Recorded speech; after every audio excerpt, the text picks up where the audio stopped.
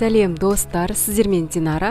Бүгін сіздермен барлықтарыңызға белгілі итальяндық Цезарь Кардини ағамыздың ойлап тапқан өте дәмді, тойымды, бүгінгі күнге дейін жеткен классикалық Цезарь салатын дайындайтын боламыз. Видеоның соңына дейін қарап, каналға тіркелуді ұмытпаңыздар.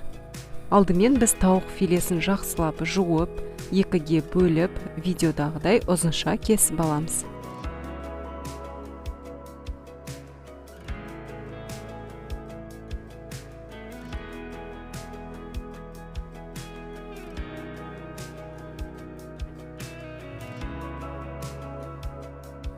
Содан соң қызып тұрған сковородкаға сұйық май құйып, кішкене тауық филесін екі жағынан алтын түстес болғанға дейін қуырып аламыз.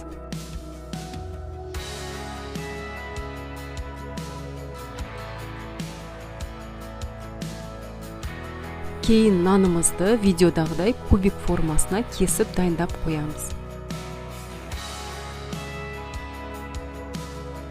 Тауық филеміз жақсылап қуырып болған соң, осы сковородкаға нанымызды да қуырып аламыз.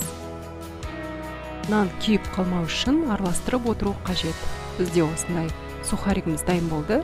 Енді тауық филесін бөліктерге кесіп, үстіне тұз, бұрыш, соевый соус құйып, жақсылап араластырып, 20 минутқа крышкасын жауып, маринадтап қоямыз. Уақыт өткен соң, кейін сковородкаға тағы да 2-3 минуттай қуырып аламыз.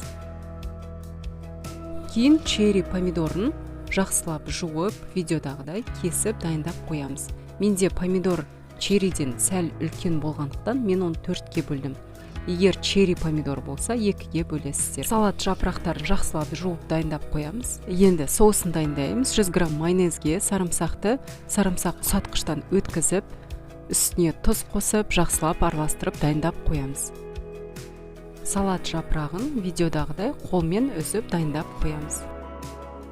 Қайнатылған жұмыртқаны 4 бөлікке бөліп аламыз. Бізде осылай барлық ингредиенттер дайын болды. Енді осыны үлкен ыдысқа араластырып аламыз.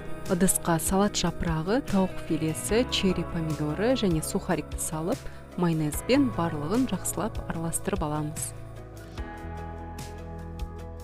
Салатты тарелкаларға салып, бетіне әр жерден жұмыртқаларды саламыз.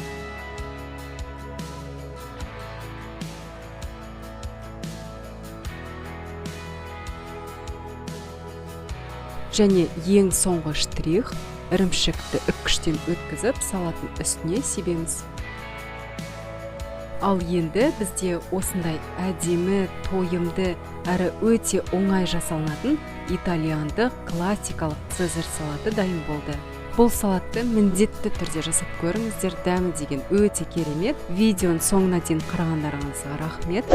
Каналға тіркелмеген болсаңыздар, міндетті түрде тіркеліп, қоңыраушаны басуды ұмытпаңыздар. Сіздермен болған Динара.